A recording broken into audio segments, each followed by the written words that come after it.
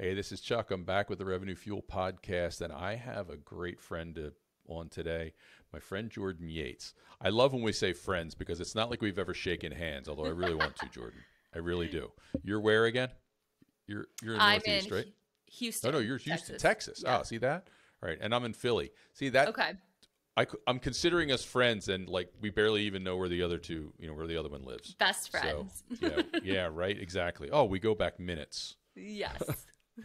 But anyway, so thanks for joining me today. I wanted to bring you on because, as I said, first of all, we're practically twinsies. I think we said that on the, which is now, don't tell the other twinsy. I had another guest who did Awkward. that. But yeah, I know, right? But you call yourself a marketing engineer, and I call myself a revenue engineer. And Okay.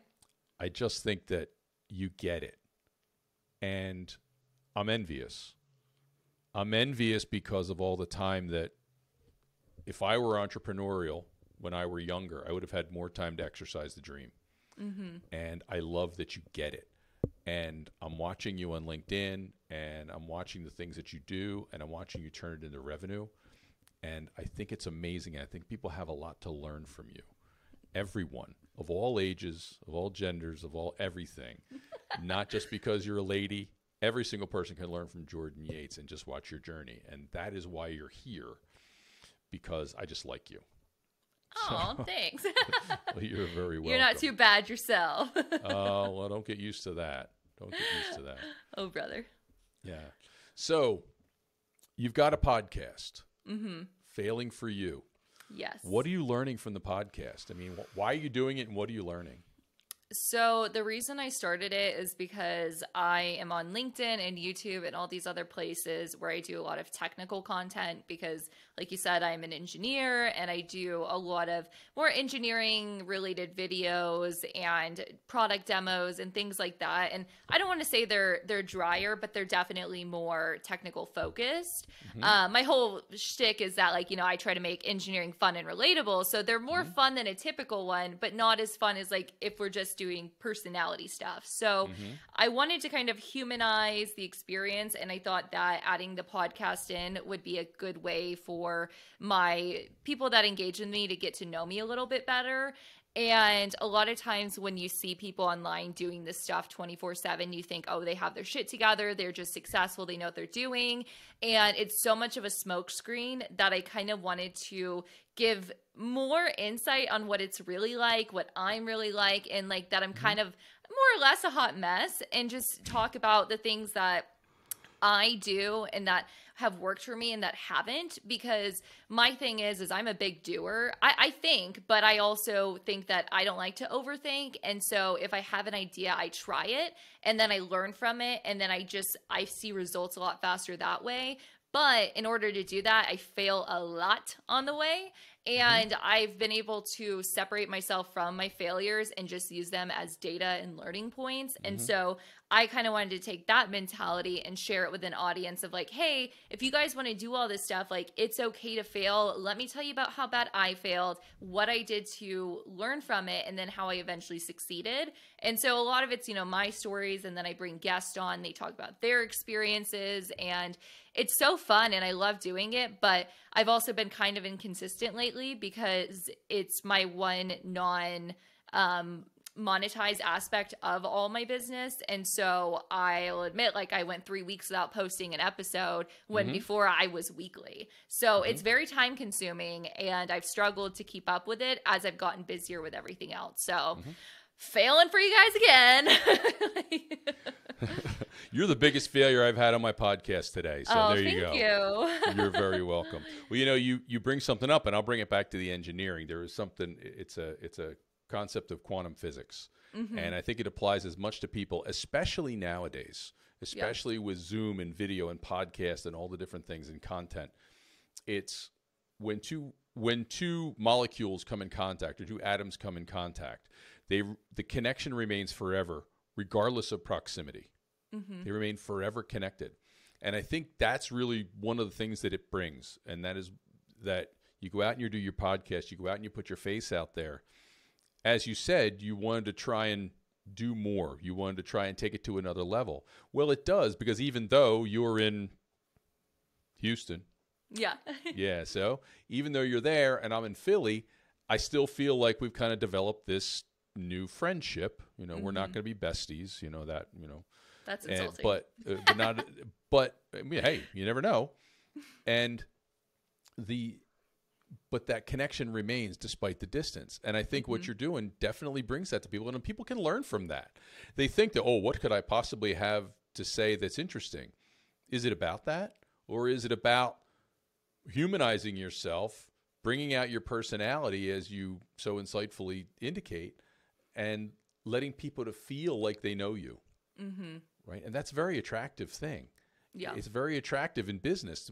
People want to buy from people. People want to do business with people. People want their friends to do business with people that they like. Yeah. And if you can humanize yourself and make that connection, you'll be one of the people that they like. Yeah. And Even it though all sometimes works out. I go on there and I'm just like, oh my gosh, I cannot believe I just shared what an idiot I am. Like one of my first few episodes, I'm like, guys, I had such a rough day. I was up at midnight eating toaster waffles and then I just couldn't sleep because I was thinking about my dogs. And I'm just like, do I share too much? I don't know. But you know what?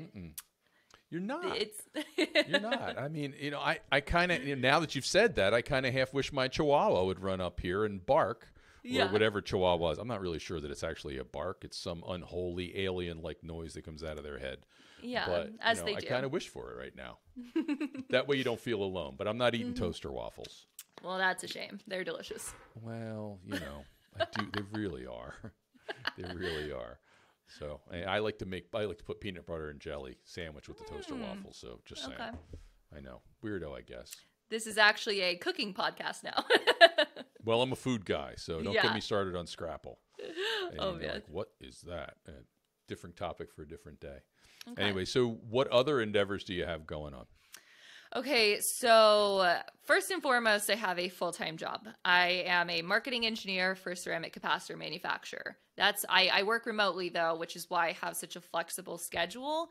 And I always say the reason I could do so much is because I'm not commuting every day. So that's the first pillar. Second pillar, I have Jordan Yates Marketing, which Jordan Yates, that's me. So I basically have this content creation company where I make videos as well as like some other like, you know, collateral for people in our industry that want to talk about very technical concepts but can't figure out how to do it. So a lot of times they're trying to either build a digital online presence or they have one, but they want to explain their products in a fun way. And like I said, my tagline is making, you know, technical content fun and relatable. So that's what I do. I'll go with them over to their office. We'll make some videos. I'll edit them, send it to them. And then sometimes I'll run their LinkedIn pages, things like that. So that's my business. That became profitable this year and it's really taken off like crazy. And then on top of that, I recently just got a gig where I am going to be a host of a new podcast called The Energy Pipeline, which thankfully I'm only going to be the host. I'm not actually going to produce it and everything like I do for myself, but that's with the Oil and Gas Global Network, one of the biggest podcast networks in the energy industry. And so it's going to be badass because the sponsor is Caterpillar, which is insanely large. And so we've been planning that and we aim to launch by like the end of June. So I have all that. And then, you know, dogs, boyfriend, family, all that other on top of it. So, and then, you know, going to the gym, things like that. But I've been busy, but all good stuff. Well, I've come up with a phrase recently, and all these companies, especially in the technical companies, the clients that you serve specifically, but of course it applies to everyone, is subject matter expert. Everybody's got a subject matter expert. So few have a subject matter personality. Yeah. So few. Sometimes you can have a subject matter expert who is a subject matter personality or can be a subject matter personality, but a lot of times they don't want to. They kind of have this feeling that, no, that's not for me. I'm too conservative. I don't want to put myself out there. Or God forbid you have a leader of a company in 2023 who thinks, no, we shouldn't be putting ourselves out there, in which case they're really in trouble. But that is really, truly missing. And so it's another title I've come up with is for myself is subject matter personality. That's genius. And I really think it fits you perfectly because you're going to oil and gas. And what type of engineer are you? I'm mechanical by trade, but I did oil and gas in college, and then I switched to manufacturing when I graduated. Not by choice, but the economy and all that jazz. I graduated in 2020, so it was a rough job market. Tough time. Well, so many engineers start out doing one thing and do something else. I myself started as an electrical engineer, became an industrial engineer, which I absolutely love, and here I am in sales and marketing. Yep. So, and I did everything you can do in between along the way. And so it's very common. And why would anybody else think that that's a bad thing? Especially anybody that's didn't graduate college in and around that time period, they're not envious. Not one little bit envious. You do what you got to do. And if you're having fun along the way, who really gives a crap?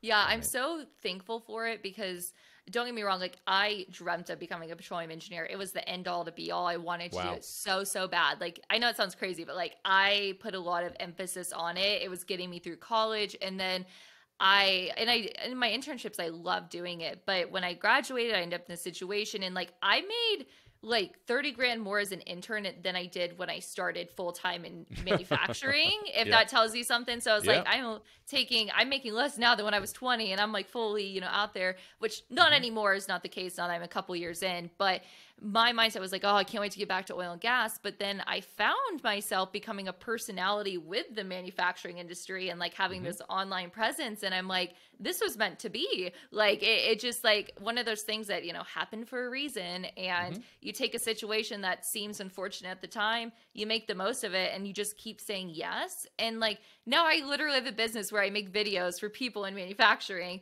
but I get to still be, a foot in oil and gas by being on their podcast. And so it's pretty cool how things work out when you just keep yourself open-minded.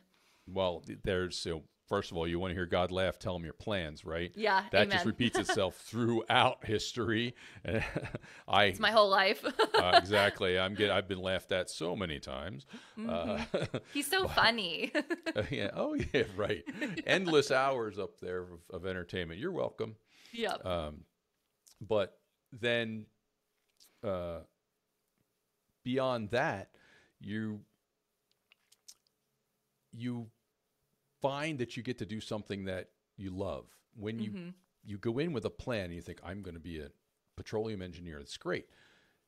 You don't really understand, and by that I don't mean you, I mean we don't really understand what we truly love.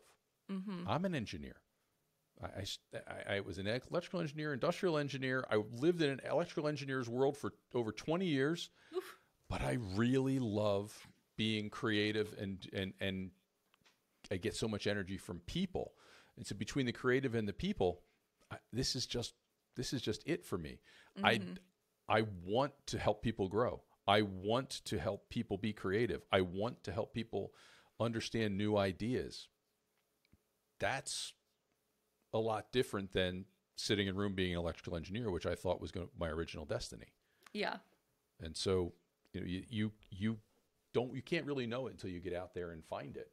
And plus, you have the benefit where when I started, a lot of the stuff that goes on today didn't even exist. So I never even had a prayer of doing anything like this. Selling was different. Marketing was different. Content didn't exist. Wasn't a thing.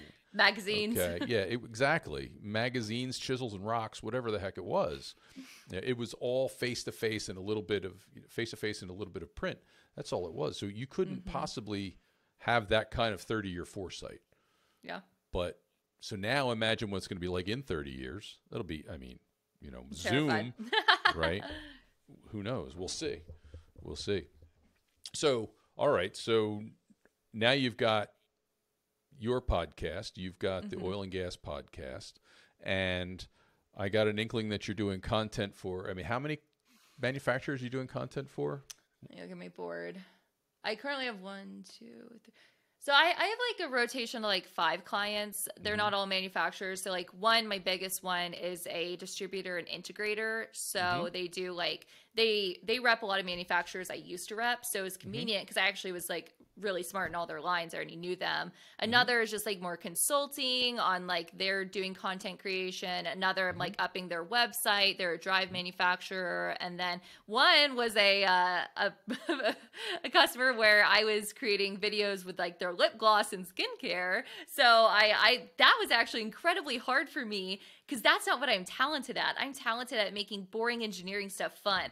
I'm not as talented at the things I should be for a 24-year-old girl of like how to do lip gloss stuff. But that was a really fun, like growing experience in my business. And then just like some other odds and ends here and there that I do. But yeah, it's growing. And I have some customers, you know, it's like a few $100s a month. And then some that are like, you know, $5,000-$7,000 a month. And it's like, it's crazy. Like, cause the services I offer are just like, they're pretty open right now, but I'm trying to narrow my scope because it is becoming exhausting doing so many tedious tasks, but I'm learning as I go. I've never owned a business, so I'm, you know, trying to figure that out. But I also am a bit dumb in the way that I do literally everything myself. So between making the videos, editing, posting, like I'm a one-person show. And so I could totally, you know, be more optimal if I were to hire somebody or, you know, hire just some workout contracted out, but I don't know how to do that. I'm not there yet. It's all happening too fast. And it's easier to do it myself than explain to somebody how to do it, you know? So I'm not a talented manager. I'm a talented doer. So, which makes me tired. Well, you're facing the startup challenge that every founder goes through. They all start out as a 1 or a 2 person show. Yeah. Every single one of them. And with the subject matter expertise, with the passion, with the energy, they go out there and they make their way. And eventually they reach a breaking point or some logical point of thinking that says, okay, I just can't do this like this anymore because I'm going to plateau. Not only that, what's likely going to happen is customer experience is going to drop off. Yeah. And then it becomes counterproductive. Almost all of the entrepreneurs live that. Yeah.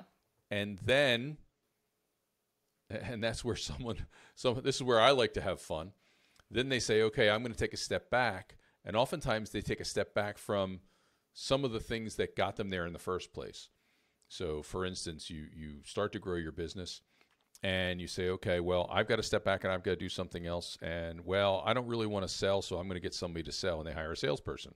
And then, or they have some revenue and they say, okay, we want to grow faster, so they hire more salespeople. And they start with a budget and they hire salespeople and they send them out there. They want hunters. Yeah. And they send them out there. And because they think that with no experience and their magic words and a good attitude and a bajillion sales calls, they're going to be able to replicate the success of the founder. And they have one major part missing. They're missing the personality, that subject matter personality. They're missing they're missing the passion potentially. They may not have the same belief system. Simon Sinek says, if you give a person a job, they'll work for your money. If you hire a person who believes what you believe, they'll work for you with blood, sweat, and tears. But we started with a budget. In Simon Sinek's words, we didn't start with why.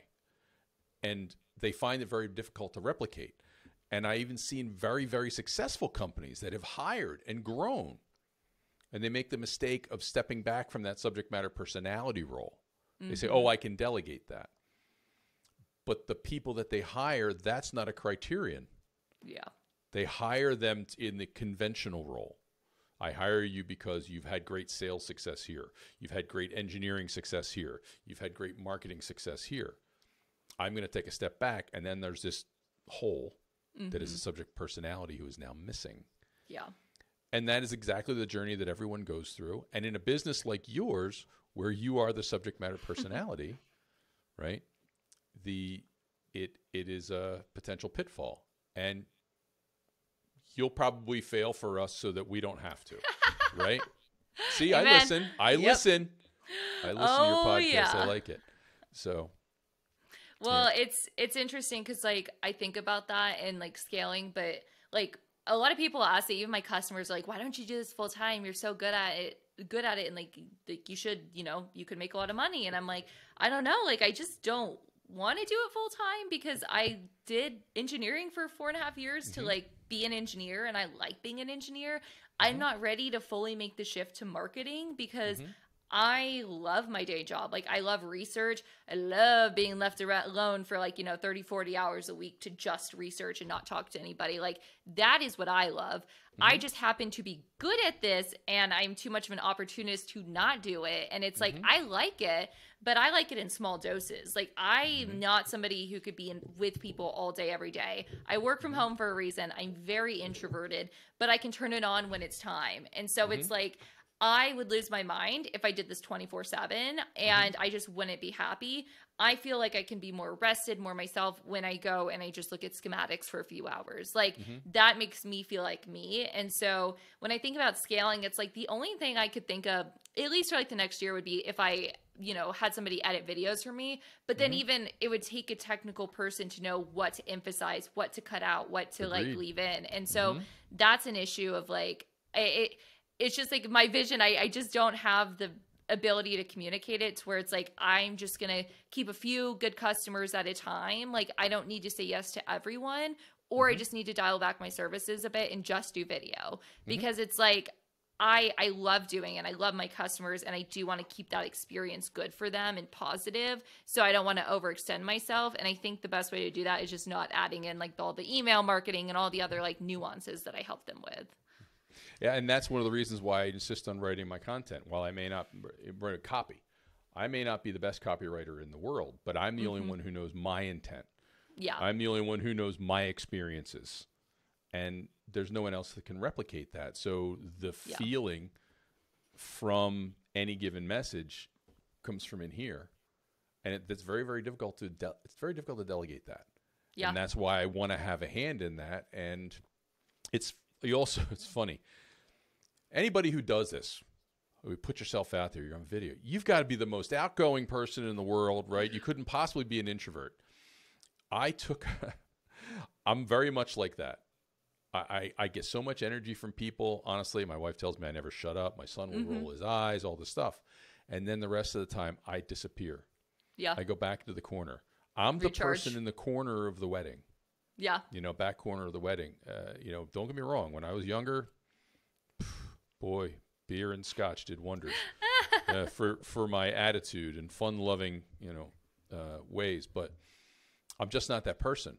Yeah. And in fact, we took a test, one of the personality tests, and the 5 directors of the company, they pulled them out of a hat, and turned out I was the last one. And the person goes, "This one's interesting. This person is hiding something." And they began to explain. I'm like, yes, your test is accurate. I have a duplicitous personality. I am very, very outgoing when I need to. And the rest of the time, I want to be home with my wife and my dog and my son if I can, spend the time with them. And that's who I am. And I need to have that energy outlet. But still, that 80% of the time. And I really wonder how many people that go out and do this are really like that. Honestly. Yeah, because so many people really love just being out and like with people all the time. And my boyfriend and I had this conversation a few days ago. He's like, I don't understand how like you go to these business meetings, like you have this really good job and like you make all these deals, you close all these deals, and people like don't even question you. But we go out to a bar and you don't even know how to be cool for 10 minutes. You don't even know how to interact with people at a bar. And I'm just like, babe, how many times did I tell you I'm not cool? I'm not good at this stuff. And he's like, I don't understand how you can do this but not that. You would think, because in his world, it's like, being good at a bar is the same thing as being good at business. So it's like those translate well. But for me, it's not. And I'm like, I don't know what to tell you. Like, I'm an outgoing technical person, but I'm not a proper outgoing regular person. So it's like the standard for us engineers is different to be good. Yeah. So I'm like, that's why it's funny to me. Cause like, he just is so perplexed by me. He's like, you make no sense. Like, why do these skills not translate? And I'm like, I don't know, but do they need to? I don't make money being at a bar. I make money doing business. So I'm happier being good at business than being at a bar. Like, yeah, exactly. And well, I started out as an engineer, and it was my father who got me going in the direction of sales initially. He said, Chucky, called me Chucky. I'm little Chucky technically. And he's Chucky. But he said, you really ought to consider being in sales. And to my dad, who came from the construction world, and it was totally not his thing, oh, it's outgoing. You have a personality for it. You're a talker, all the stuff. Well, being a talker can actually be a detriment in sales.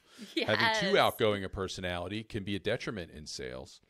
And I found out many, many years later that any success I had is not because of an outgoing personality. It's really because of passion, the ability to recall stories and recount stories that are relevant in real time. So when I was young, I had no stories to tell. But as you continue to go through your career and you have these successes, even if it's not in the same industry, you can make connections and you can recall them quickly. Oh, I had an example where this, and you tell that story. And because it's real, and because you have passion, and because you helped somebody, it's very genuine and it's believable. And that's who I am. It's not because I'm a golfer. It's not because I'm a drinker. It's not because I'm going to hang out till all hours of the night. I'm the guy who disappears right after dinner in the hotel at the trade show. I'm the one who's up early with a cup of coffee going into the gym. But people think that it's that outgoing persona, but that's not it at all. Yeah. In fact, if anything, for this front end of the business, as I like to call it, it's not an insult, but it's a serious underestimation of how difficult it is to do it. Yeah. Like what you're doing with your side hustle, with your content creation business. It's not just something you just put out there. It has to resonate. It has to be relevant. It has to have value, and it has to be actionable. Someone has to believe, as I hope they will at the end of this, and this is where I want to go with you next. They have to believe at the end of this that they can go out and do it. Yeah. They have to go out and they have to believe that they can be Jordan Yates. Good luck. I'm just kidding. You don't want this crazy brain of mine too much going on here. But if you guys do a more sane version, I'm sure it'll be wonderful. I don't believe that for a second. Not 1 second.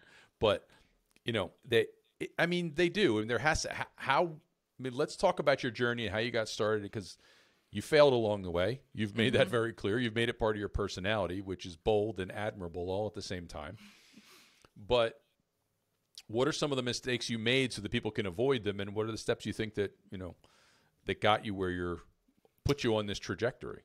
Yeah. So the reason I got into the content creation to begin with is because over 2 years ago, I was a sales engineer for an industrial automation company. And I, tell the story that I realized they had bad name recognition. No one knew who they were. I was new in the industry, so I didn't have contacts. And you get the CRM that's so outdated and none of the emails work. None of the phone numbers are for the right people. And so it's okay, how am I supposed to meet people? How am I supposed to do this stuff? And I thought, I'd used LinkedIn when I was in college for my oil and gas job. And I was okay, I know that this is a good place to meet people. This is how I used to set meetings when I was a marketing specialist for an oil and gas service company. So I was I know this much. So I just started connecting with everybody in the industry that were at my ideal customers. Long story short, I realized that if I posted videos or pictures of myself with products, built that association between myself and those products, that people would start coming to me. So that worked when I was in sales, but then I kind of developed this online personality of having posted so often because, I was doing it for sales, but I wasn't hey, here's the specs, here's how much it costs. I was just showing my excitement about it, that I didn't realize how weird it was to post a picture of yourself with a variable frequency drive and be look how cool this is. I love you, Scala. That was odd to people and they loved it. And so I found that there's this really weird niche in the industry of putting content out of people with products and just genuine excitement. And so I leaned into that, and I eventually started a YouTube channel because people were we want more, we want more, we want more. And I'm okay, if the people want it, I shall do it, why not? And so what I did was I was just making these videos for my job, for my employer, and just for fun. And then one day somebody's hey, the way you do this is so unique. Can I pay you to do it for my company? And I was oh, you want to pay me to make videos with your products? That sounds interesting. And they used a lot of products that we sold. So I thought there's probably no issue here. Here comes the part where I fail. So this whole time, my marketing director at the company loved everything I did. My boss loved it. He said, do whatever you want. Just go sell stuff. And everybody knew about it. I go to the CEO and I was like, hey, I want to do this the right way. Somebody came to me and they want to pay me to make videos. My boss said it's cool. Our marketing guy said it's cool as long as I keep it separate. And he's like, yeah, so I've been meaning to talk to you about this for a while. You need to shut everything down. Delete it all. Like, you've become more popular than the page. Like, it's hard to control the narrative since you have your own sort of popularity. Like, delete your YouTube channel. And basically it was like, if you don't delete everything you've created, we're going to sue you. And so I was like, oh, cute. Okay. So I was like, yeah, hey buddy, like can't make that video for you. Like I'm 22, don't want to go through a lawsuit. Like I'm scared. I got rent to pay. I got expenses. And so I shut it all down. And then I was like, that was a salty experience. I'm getting a new job. And the annoying thing was I had just incorporated my LLC because I wanted to be prepared. And so that was January 2021. January 2022. So last January. And I was like, okay, well, clearly, this employer is problematic for so many reasons. They were the one in the beginning that almost didn't interview me because I was a woman. So it would kind of come full circle. They're constantly just like, they're under my skin. I have to go. And then I was like, okay, I get a new job. But then I realized they had this incredibly insane non-compete. And they're basically like, if you make videos, we're going to sue you and whatnot because whatever. So I was like, okay, cool. Just spent $350 to incorporate an LLC, going to shut that down. And so I just kind of sat on it for a bit. And then I had no reason to post on LinkedIn anymore because I wasn't in sales. I had nothing to sell. What do I post about? So I kind of went radio silent from February 2022 to about November. But I was like, you know what? I have this gift. I know it can make me money. People have offered me money to do this. How do I reinvent myself? How do I show my capabilities? Because all my content's gone. It's all deleted. It's white. So how do I take what I still have left and make something of it? So I wanted to show my excitement about a technical concept. So what did I do? I picked up something as close as manufacturing as I could and something I could do at home to make videos about. That's how I got into soldering. So I made soldering videos and I would just show my excitement around that. I would show people how I was learning, how that was going, and they liked it. And then eventually started the podcast and some other technical videos. And what that really was a show of like a proof of concept to where I've never sold my company. I've just simply had people say, I like what you're doing. I want you to do it for me. And they knew that would happen if I gave it time. And so I kept making videos, kept doing it, not making any money. And then finally got my first paid partnership with Robotis. All they wanted was me to post some pictures with some robots. Easy. Did that. And then that rolled into helping the automation ladies set up their merch store, helping them, design their business cards. And then finally, I come across this customer that was a relay company for offshore wind farms. And they're like, we want to get some brand recognition before we go to this conference. Can we make some videos? And then so it just I made those and then it just started snowballing from there. And once again, I've never put out there hey guys, I have marketing services. Who wants it? I've never reached out to someone first. They see it. They think I want this. And then they come to me. And so really, I guess the advice in all of that is think about the business value proposition you want and show your capabilities before trying to sell it. So it's sell yourself and sell your product for free.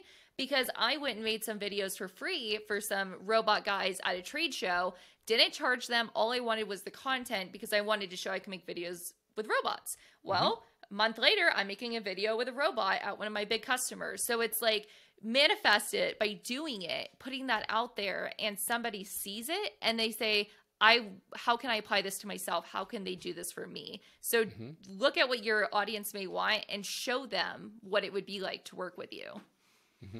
Well, I'm listening to you tell this journey, and it's a series of anecdotes and stories that I've heard repeated over and over and over again in the entrepreneur's journey.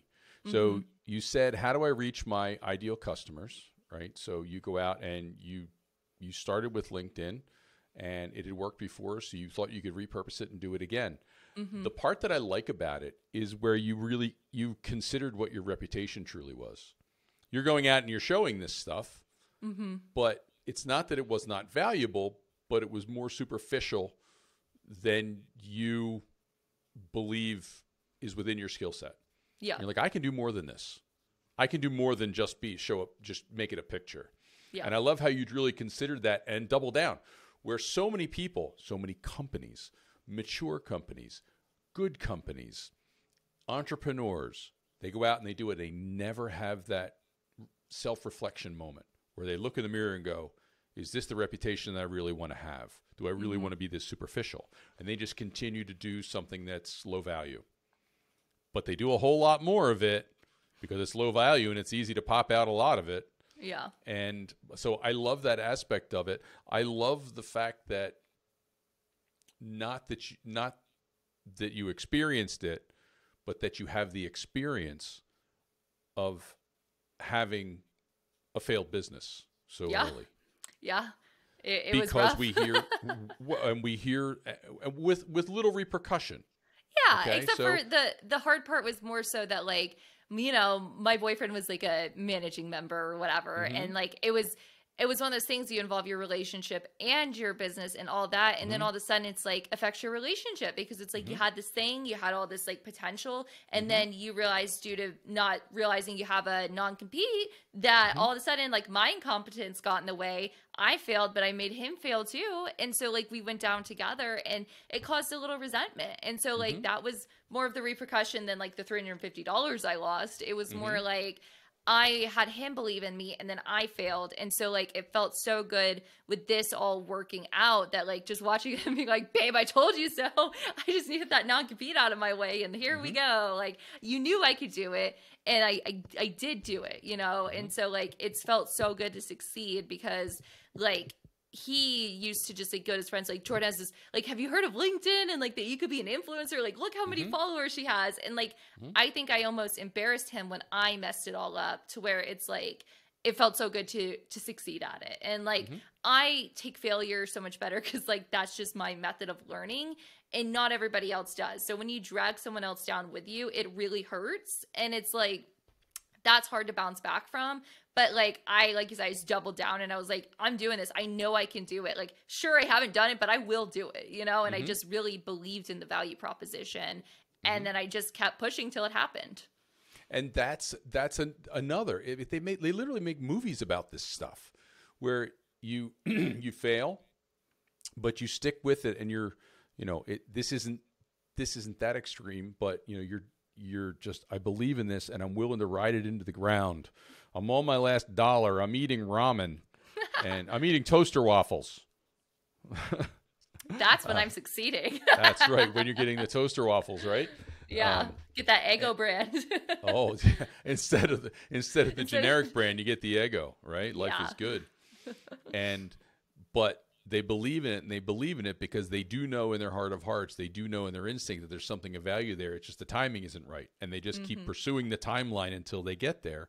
Yeah. And so many people succeed when they have what it takes, like that subject matter expertise, subject matter personality, and instinct. And again, it's a story that's repeated over and over again. And I love, love, love that you just communicated to the world that you're not going out and asking people to do it for you. You're creating a strong inbound first. I already said it. You hire those salespeople first because you think that's the way to grow sales, but you don't have any inbound, and it's a very, very, very expensive lesson. You're doing everything yourself. Well, I want more of this, so I'll go hire a salesperson. That would have been a hell of a lot more expensive than a video editor, I assure you. Absolutely. My overhead is so low. And I think that's another thing too, is you don't have to spend money to make money in every business. So for me, my costs were only the soldering kits I was making. I did everything on my iPhone. I edited with a free software for the longest time. Eventually got crazy and I spent $20 on a software. And I would say the only money I'd spent was like when I started podcasting, and I was spending about like $15 a month to have my hosting service. So all in all, I would spend maybe like a max $75 a month on this business. And like, I make enough in my day job. It was fine. But the thing was, I didn't go out and buy a fancy camera. I didn't buy a laptop until I had made enough to buy a laptop. So I used my boyfriend's laptop until my first project. I made $2,000. I took that exact $2,000 and I bought a $1,995 laptop. And then I use that laptop to get more business. And as I get business, I buy more things that make my business better. But I don't spend it before I earn it. And like, there's so many business structures where you don't actually have to invest money. It's just time, which, you know, time is money, whatever. But like, that's the beauty of like content creation is like, you can get away with very little overhead, and that's how you become profitable faster. And then if you want to scale, then there's totally different ways to do that. I don't know how to scale right now. I don't want to deal with that headache. I just want to do as I am. But there's definitely ways you could, because like I've seen people like the Manufacturing Tribe with Kyle Milan, and he scaled and he does so freaking well. But like, that's because he's good at that and he knew how to do it. And I applaud him for it. But man, I can't even imagine running a business. I don't want to, not a business, people, employees. I don't want employees. Like that sounds horrible. So maybe one day, but I don't feel mature enough for that yet. I know my limits. And so I'm going to respect them for now. Well, and so much of it, they say, do what you love and you'll never work a day in your life. Yeah. As soon as you scale that business, you stop doing what you love in so many situations. You now become about accounting and employees and human resources. Yeah. None of the things that you loved when you started the business, but that's what it becomes. So why rush it? Exactly. I mean, truly, why rush it? There's no reason. If you're going to delegate something, if you're going to scale, hire the people to do the stuff you don't love and stick to the stuff that you do. Not that doing something you love is the end all be all. It's not. It's not necessarily. But if you're not passionate about something, you lose the passion, you're done. Yeah. You're done. Even if the business continues. Yeah. You're done in here.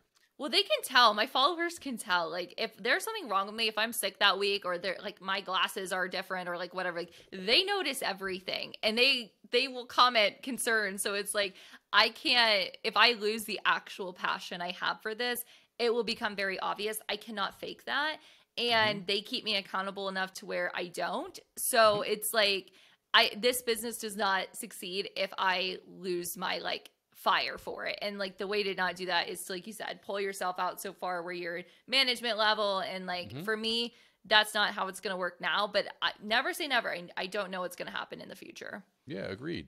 And well, that's the world of infinite possibilities, right? Hold out for infinite possibilities. Right now, I think that this is my path, but my path can really encompass anything.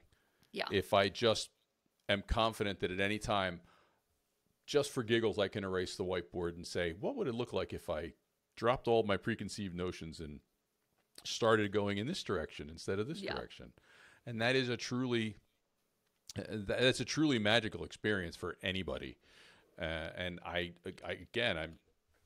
envious because you have so much time to develop these dreams. Hopefully, you never know. Well, right.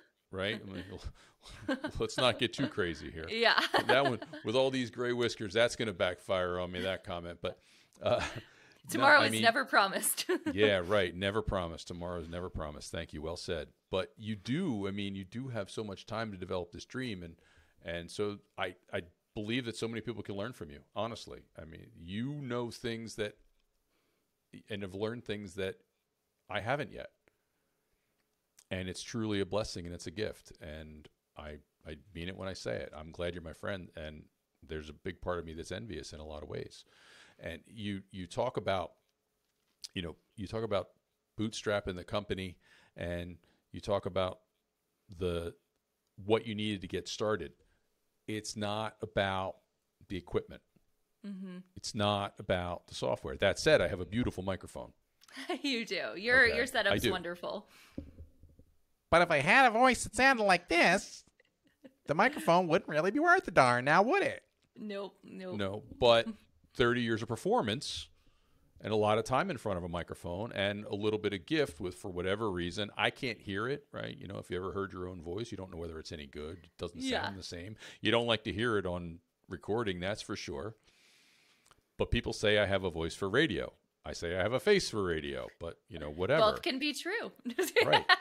But my point being is that if you have some sort of talent, and you don't need the equipment. because it's ultimately the talent is what's appealing to people, not the equipment. Yeah, because And if you have so- all the fancy equipment but no value proposition, then you've just spent a lot of money for no reason. And Yeah, don't do that. Just wait. Like, it'll come with time. And there are people who do have a value proposition, but they have the same value proposition as everyone else. So it's completely undifferentiated value proposition. That is a really important part, most likely, for your early successes.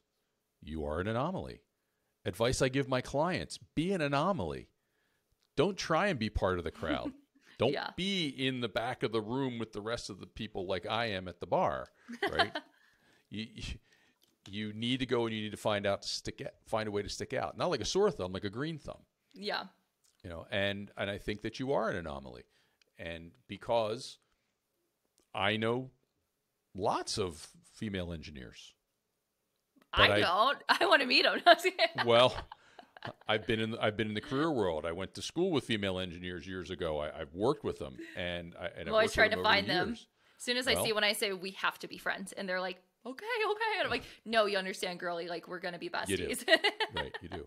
I know a lot. I'm not saying it's the majority or anything like that. Yeah. My point being is that, once again, it's a part of being an anomaly. It's not because you're a woman. It's just that you're an engineer, and there are so few who wish to stand out and be an anomaly. But they could if they so chose. So it's a whole lot of building blocks. Value proposition, differentiated. Okay? There are, I know, even more women who aren't engineers who are willing to stand out. Yeah. But you happen to be an engineer. You happen to have put in that incredible time and expense in an extraordinarily difficult vocation. Yeah. In which to get an education. Okay? You put in the time. And so you start putting all these things together, and it's strongly differentiated, and you're an anomaly. And that is definitely part of it. And as opposed to, I was an anomaly when I was young, but I was just loud and boisterous and Yeah. right? That's not the kind of anomaly you want to be.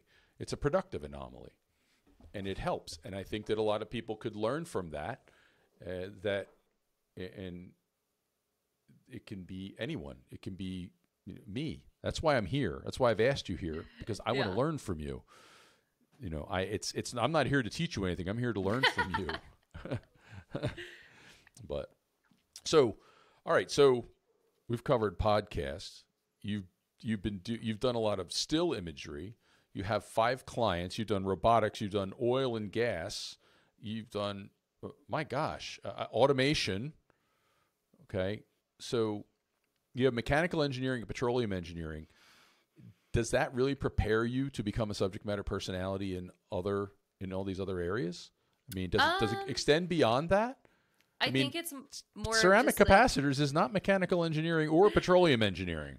No, I think the whole thing about getting an engineering degree that you may agree with is that going through the degree doesn't necessarily make you a good engineer. It makes you a good problem solver and learner. And so I would say that just like my ability to pick up technical things quickly, or at least over time, is how I'm able to branch into other aspects of like the industries that are adjacent, that are technical, because I just have a brain that works like that. So it doesn't mean like you need the specific training. You just need the like can-do attitude and like some technical inclination. And I think that like it all kind of translates.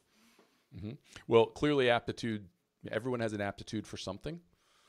And yours happens to be one, that is very technical, and it's amazing. But I always say when you hire, it's for attitude, aptitude, and tenacity. Yeah. But because with all of these things that you've gone through in a relatively short period of time, you've continued to push through. Also, something that's a key criterion on the entrepreneurial journey is you're going to fail. Thankfully, we have you to fail for us, but you continue to push through. See, that I did it twice. Yeah. But you continue to push through with that tenacity that I'm just stubborn. so many other people would just give up. They'd be downtrodden, just, give up. And it's, again, part of the entrepreneur's journey. But so what other, here's one. Everybody asks you, what would you give advice? To whom do you want to give advice? Who do you think can benefit from learning from Jordan Yates? That's a tough question. I know, right? I don't know. Like, who wants to even do this? Like, it's hard. I guess just people who are afraid to put themselves out there because they think they'll look silly.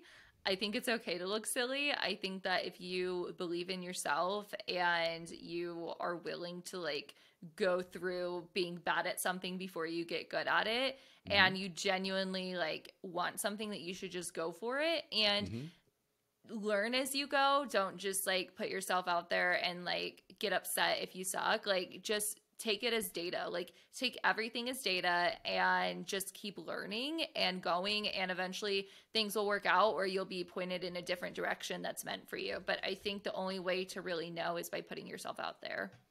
I love it. You know, I saw a post on LinkedIn by a guy that I follow and someone I've been in contact with, a guy by the name of Jake Carls. He's the CEO of Midday Squares. If you haven't bought their stuff, I tried it. Holy crap. You'll really like Midday Squares. Anyway, and no, they're not paying me. They're just that good. Anyway, there was a video of him being unapologetically himself. And he walks into a conference room, and it's apparently being recorded, and he's basically dancing. Yeah. To start a meeting with venture capitalists, with financiers. Anybody else who've been like, you're out of here. Yeah.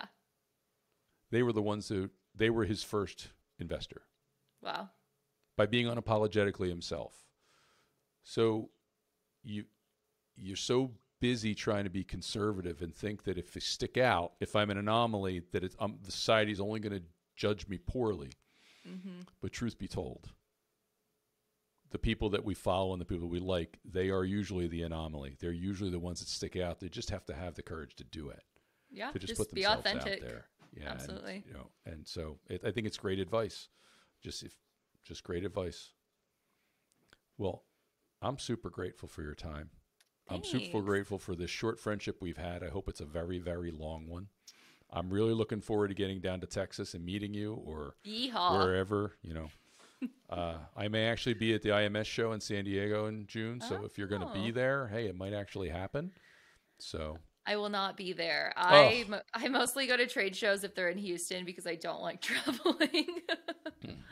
Traveling means being far from my dog. So I just literally have no time for anything else right now. So basically, if it's in Houston, I'll take a half day and I'll go. But if it's not, it's gonna have to be a 2024 thing, Well, the good news for you is that Texas has been an amazing destination for events over the past several years. So you've had a lot of opportunities. I definitely have. It's wonderful. Yeah, that's great stuff. Well, I hope everybody gets to meet you. And I just went to a live event, some TEDx talks, so I could meet a LinkedIn friend from out west for the second time. And there's nothing better than a real LinkedIn live. Yeah. So I'm looking forward to that. And I recommend that anybody get the opportunity to meet Jordan Yates. And because, believe me, the water's warm and there is room for all. There ain't no doubt. Heck yeah. All right. Well, thank you so much. Thank you. Bye, guys. Bye.